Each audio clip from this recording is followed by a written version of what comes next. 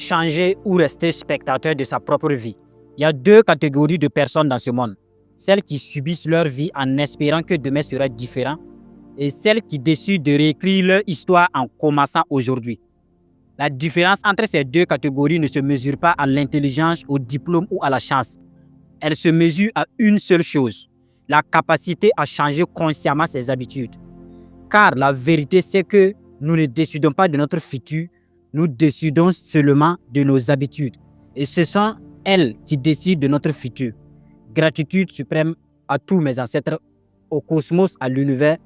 Aujourd'hui, si vous êtes présent sur ce canal de 6 mois pour transformer la vie, il faut savoir que chaque geste répété, chaque choix quotidien, chaque pensée, entretien, sculpte notre avenir en silence.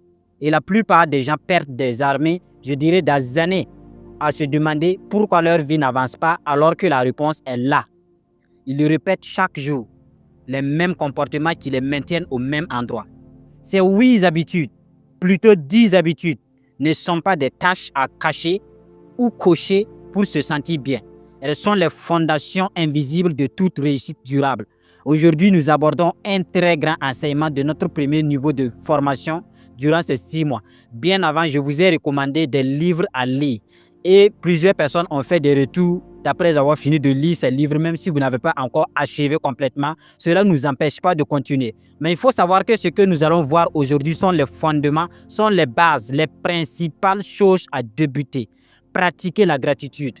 Donc, ces 8 habitudes, 10 habitudes que je vous apprendrai ce soir, c'est que vous devez les maintenir, les pratiquer chaque jour, peu importe les circonstances qui vont se bouleverser ou qu'importe les inattendus qui viendront dans votre vie.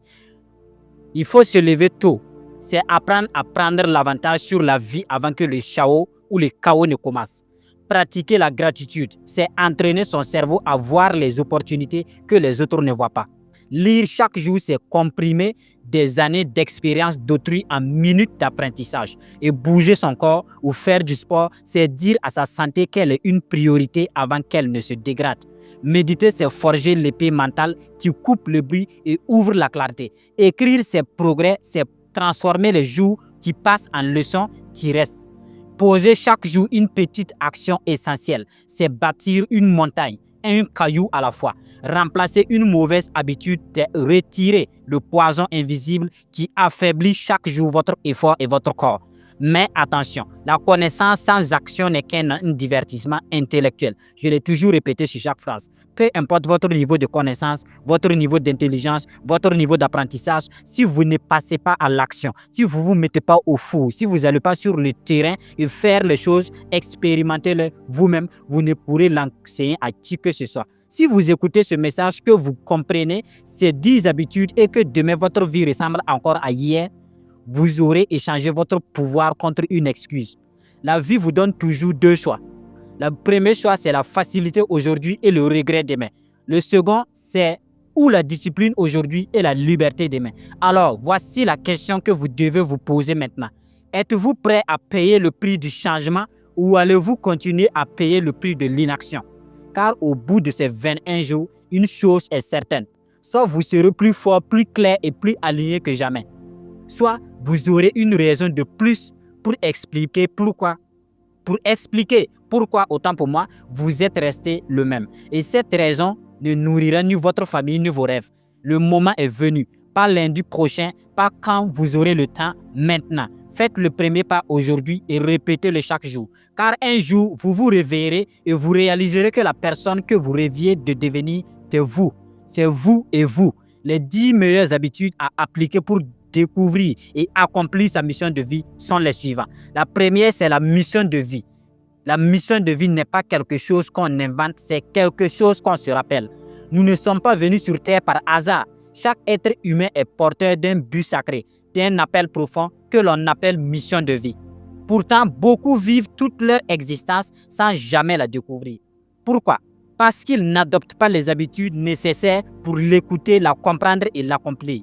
Dans cette grande leçon, nous allons découvrir ces 10 habitudes puissantes qui t'aideront à réveiller ta croissance, ta connaissance entre ton appel et vivre pleinement ta destinée. Alors, le premier des habitudes, c'est l'habitude de l'introspection. L'introspection quotidienne, c'est se poser des questions profondes. Qui suis-je? Pourquoi suis-je né? Qu'est-ce que je fais ici? Chaque jour, prends 10 à 15 minutes pour te questionner toi-même. Pose-toi les questions essentielles. Note-les dans un carnet. L'introspection est le miroir de l'âme. Chaque soir, note 3 émotions dominantes de ta journée. Elles t'indiqueront ce qui est aligné ou non avec ta mission. Le second habitude, c'est l'habitude de l'écoute du cœur et non du bruit extérieur. Beaucoup cherchent leur mission dans les opinions, les diplômes ou les réseaux sociaux. Mais la mission de vie parle dans le silence intérieur à travers le cœur.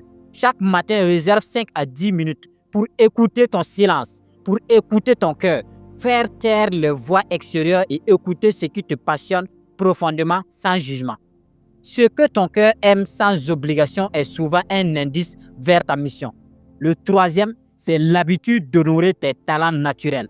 Tout le monde a reçu au moins un don ou talent naturel, comme écrire, écouter, parler, réparer, créer, motiver, soigner, organiser, combattre. Et ta mission se cache dans ce que tu fais facilement et avec plaisir, amour. L'exercice à mettre en pratique, c'est que vous devez faire une liste de 5 choses que tu fais sans forcer, que les autres reconnaissent, que les autres s'y reconnaissent chez toi, et ce sont des outils sacrés de ta mission. L'habitude numéro 4, c'est l'habitude de servir les autres. Ta mission de vie n'est pas pour toi seul. Elle est liée à un service, un impact dans la vie des autres. Chaque semaine, engage-toi à aider quelqu'un gratuitement, à transmettre quelque chose même petit. C'est en servant que la mission s'éclaire. Qui tu es pour les autres, c'est ce que tu deviens et ce que tu es vraiment.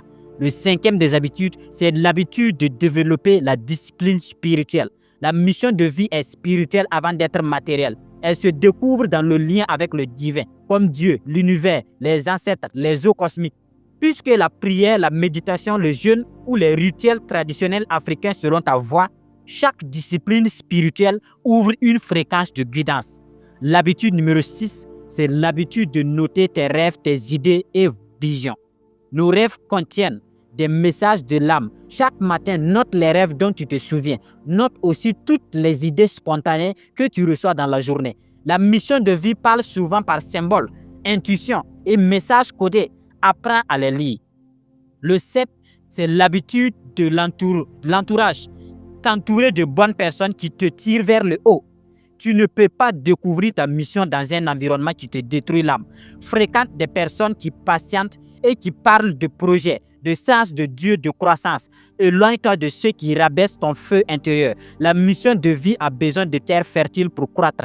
Et si vous avez besoin de bon entourage, il ne suffit uniquement pas de vous chercher à faire de nouvelles amies. Vous avez de nombreux livres à lire. Vous avez des vidéos de formation que vous pouvez taguer partout. Et l'habitude d'apprendre constamment, la formation, l'apprentissage personnel, tu dois évoluer constamment. Pour mériter de porter ta mission, elle ne se révèle qu'à ceux qui se forment, qui grandissent, qui lisent, qui se remettent en question.